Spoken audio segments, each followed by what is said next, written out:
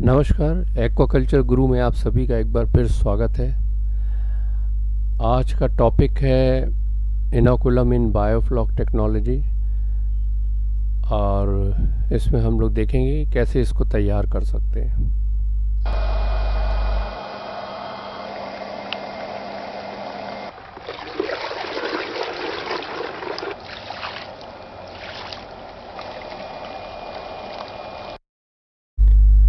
तो हम लोग देखते हैं, शुरुआत करते हैं अपनी पहली स्लाइड से।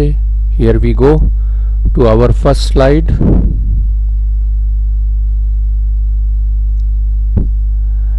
दो तरीका हो सकता है जो हम लोगों ने देखा है खुद करके।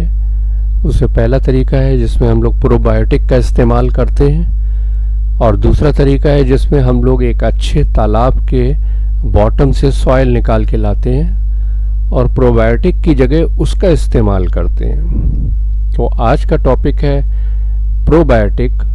पहले हम लोग इसको देखते हैं, उसके लिए दूसरा वीडियो बनाएंगे। प्रोबायोटिक जो है उसकी जो लेटेस्ट परिभाषा है उसके अनुसार वो फीड सप्लीमेंट्स हैं जिसमें कुछ माइक्रोब्स होते हैं। माइक्रोब्स माने अच्छे बैक्टीरिया, जो कि अच्छे वाले बैक्टीरिया होते हैं जो इंटेस्टाइन में हम लोगों के या किसी भी लिविंग ऑर्गेनिजम्स के इंटेस्टाइनल जो माइक्रोबियल फ्लोरा होता है उसके बैलेंस को अच्छा करते हैं, इम्यून सिस्टम को अच्छा करते हैं, और जहाँ तक बायोफ्लॉक टेक्नोलॉजी का सवाल है उसमें वाटर क्वालिटी को भी कंट्रोल करते हैं। ये ज़्यादातर बैसिलस स्ट्रेन के होते हैं जो प्रोबायोटिक आजकल बाज़ार में उपलब्ध हैं। थोड़ा टर्मिनोलॉजी के बारे में देख लीजिए, नोमेनक्लेचर जिसको बोलते हैं। इसमें दो हिस्से हैं, एक बैसिलस और एक मैगटेरियम। तो बैसिलस जो है उसको जीनस बोलते हैं, ये बैसिलस जो है जीनस हो गया, और मैगटेरियम जो है वो स्पीशीज़ नाम हो जाता है। ये दोनों मिल करके तब किसी भी लिविंग ऑर्गेनिज्म का नाम पड़ता है बायोलॉजी में। जैसे हम लोग का नाम होमो सेपियंस है, तो होमो जो है वो जीनस हो गया और सेपियंस जो है वो स्पीशीज़ नाम हो गया। ये जस्ट एज ए जानकारी के लिए। तो ये हेट्रोट्रोफिक बैक्टीरिया हैं, इनमें कई स्ट्रेन्स हैं। स्ट्रेन्स बोला जाता है डिफरेंट टाइप के बैक्टीरिया को। Bacillus megaterium, bacillus flexus, bacillus subtilis, bacillus licheniformis, bacillus polymyxa, bacillus pumilus, bacillus circulans, bacillus aerophilus. तो इस तरह के तमाम बहुत से स्ट्रेन हैं, लगभग 2000 तरह के हैं। लेकिन बाज़ार में जो प्रोबायोटिक मिल रहा है उसमें कुछ चुनिंदा टाइप के होते हैं जो माने हुए हेट्रोट्रोफिक बैक्टीरिया हैं। हम लोगों ने इस्तेमाल किए हैं, और 7 नवंबर 2019 से जो हमारा बायोफ्लॉक चल रहा है ज़ीरो वाटर एक्सचेंज में, उसमें इन्हीं सब बैक्टीरिया के स्पोर से हम लोगों ने शुरुआत की थी। जो आइडियल प्रोबायोटिक्स होते हैं उनका करेक्टरिस्टिक ये होना चाहिए कि ये बीमारी नहीं पैदा करें, यानी कि नॉन पैथोजेनिक हो, और इनकी टैक्सोनॉमी जो है वो कन्फर्म हो। टैक्सोनॉमी का मतलब हो गया कि बायोलॉजिकल आइडेंटिटी इसकी क्या है वो पता होनी चाहिए, और ये इनकी ग्रोथ अच्छी होनी चाहिए, ये होस्ट में अच्छी तरह से सरवाइव करें, और एंटी माइक्रोबियल इनके अंदर जो है कंस्टिट्यूएंट प्रोड्यूस करने की कैपेसिटी होनी चाहिए, जो किसी पैथोजेनिक बैक्टीरिया, जो बीमारी पैदा करने वाले बैक्टीरिया हैं, उनको मारने में सक्षम हो, और जो होस्ट है उसके इम्यून सिस्टम को ये मॉड्यूलेट करे अच्छी तरीके से, ताकि बीमारी से लड़ने की जो क्षमता है वो होस्ट की बढ़ जाए।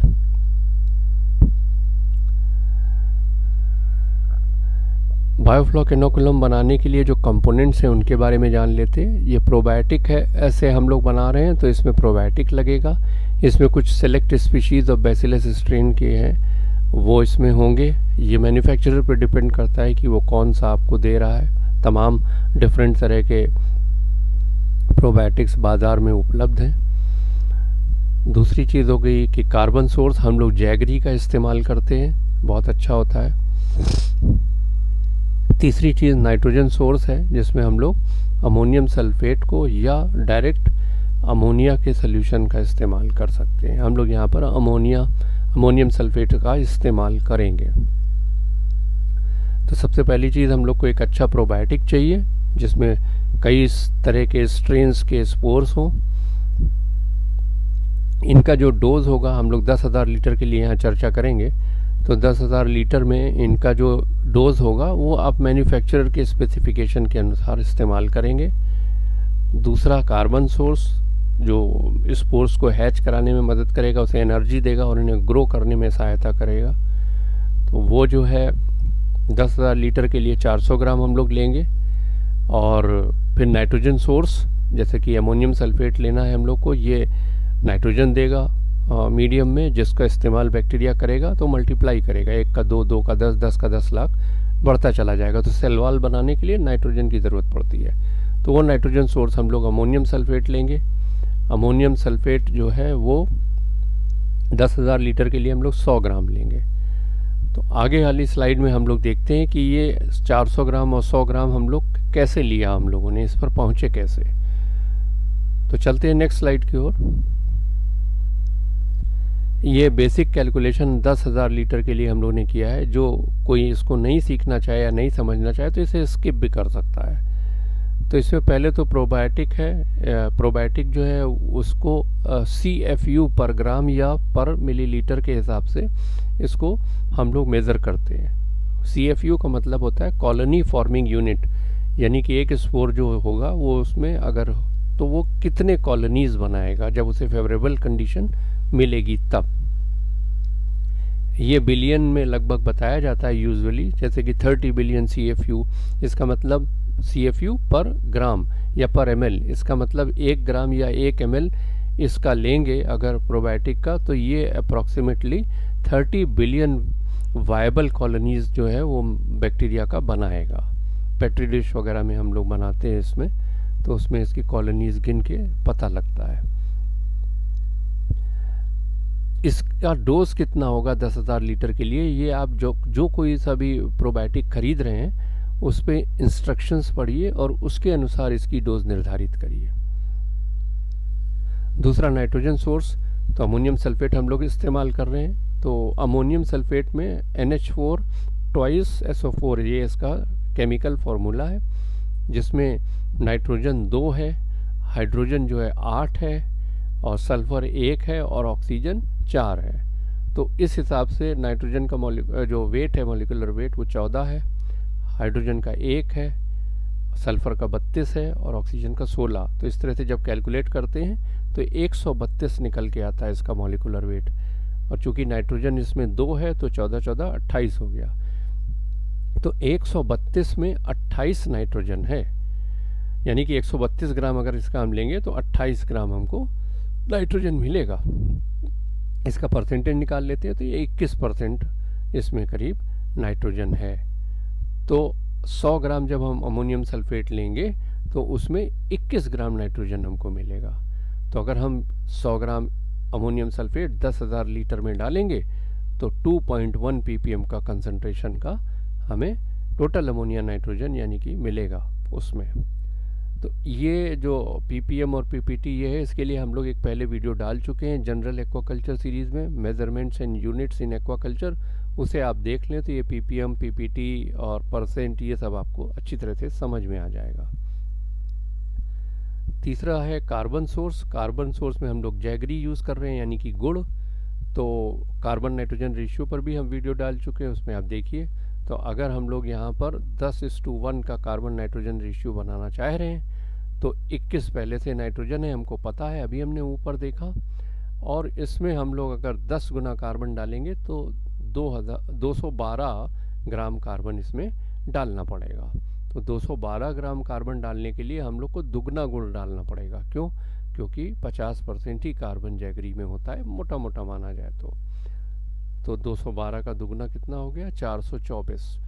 तो एक नॉर्मल तरीके से हम लोग राउंड फिगर ले लेते हैं 400 ग्राम। तो 10,000 लीटर का जो हम लोग इनोकुलम बनाएंगे उसमें प्रोबायोटिक जो होगा वो इंस्ट्रक्शंस के आधार पर लेंगे, जो मैन्युफैक्चरर बता रहा है, जो ब्रांड आप इस्तेमाल कर रहे हैं उसको। दूसरा, हम लोग 100 ग्राम नाइट्रोजन 100 ग्राम अमोनियम सल्फेट लेंगे नाइट्रोजन सोर्स की जगह पर, और कार्बन सोर्स की जगह पर हम लोग 400 ग्राम जैगरी लेंगे। अब आगे हम लोग इसको वीडियो के माध्यम से आपको सब दिखाएंगे कि कैसे हम लोगों ने बनाया और इसे टैंक में डाला। 10,000 लीटर का ये टैंक है। इसमें हम लोग ने पहले से 100 ग्राम अमोनियम सल्फेट डाल रखा है। पानी पूरा स्टरलाइज्ड है, क्लोरीन कुछ नहीं। बकेट और मग्स पोटेशियम परमैंगनेट से स्टरलाइज कर लीजिए। जैगरी को छोटे छोटे टुकड़ों में काट लीजिए। ये प्रोबायोटिक है, एज पर मैन्युफैक्चरर्स स्पेसिफिकेशन वज़न करके रखा हुआ है। जैगरी रेडी है एज ए कार्बन सोर्स, छोटे छोटे टुकड़ों में काट के रखा हुआ है इसे। और साथ में हम लोगों के पास ये सब टेस्ट किट्स हैं। क्लोरीन टेस्ट किट है, पीएच मीटर है, टीडीएस मीटर है और रिफ्रैक्टोमीटर भी है हम लोग के पास, जिससे आप सैलिनिटी नाप सकते हैं। वाटर हार्डनेस टेस्ट किट, इसी तरह एल्कलिनिटी नापने की भी टेस्ट किट है, जिसका इस्तेमाल बहुत ज़रूरी है करना। यहाँ एल्कलिनिटी 100 के आसपास रहनी चाहिए पानी की। अगर कम है तो आप उसे वो सोडियम बाइकार्बोनेट डाल के अच्छा कर लीजिए। नाइट्राइट टेस्टिंग किट एपीआई की, अमोनिया टेस्टिंग किट एपीआई की, और इसी तरह से नाइट्रेट टेस्टिंग किट है, वो भी एपीआई की।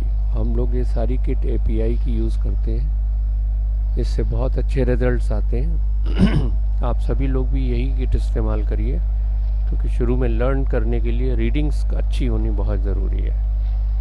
Safety precautions, disposable gloves, apron, face mask, sir पे टोपी, ये सब बहुत ज़रूरी है। और उसी टैंक से हम लोगों ने 4-5 मग पानी ले लिया स्टरलाइज बाल्टी में। इसमें हम लोग जैगरी मिलाएंगे सबसे पहले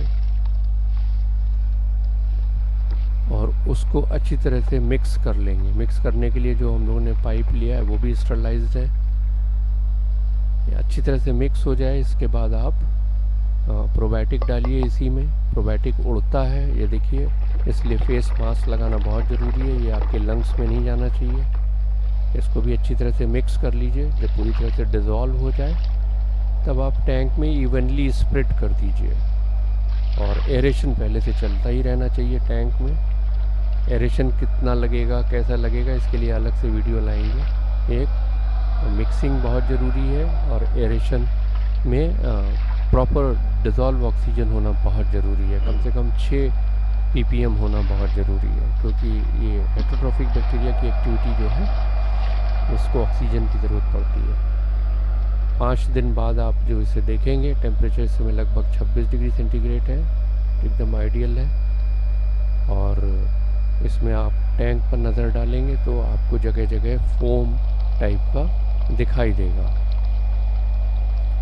और आप अमोनिया टेस्ट कर सकते हैं 5 दिन बाद, तो आपको अमोनिया में ड्रॉप दिखेगा जो फर्स्ट दिन था उससे।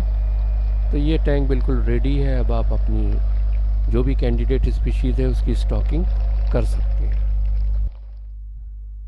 तो अगर ये वीडियो आपको अच्छा लगा हुआ, आपने कुछ नया हासिल किया है, तो ज़रूर इसे लाइक करें, शेयर करें, सब्सक्राइब करें। इसके लिए आपको बहुत बहुत धन्यवाद। तो नेक्स्ट वीडियो में हम लोग मिलते हैं, इनोकुलम कैसे पॉन्ड की मिट्टी से बनाया जाए, इस टॉपिक पर हम लोग चर्चा करेंगे। तब तक के लिए अल्लाह हाफिज़, जय भारत, जय हिंद, वंदे मातरम।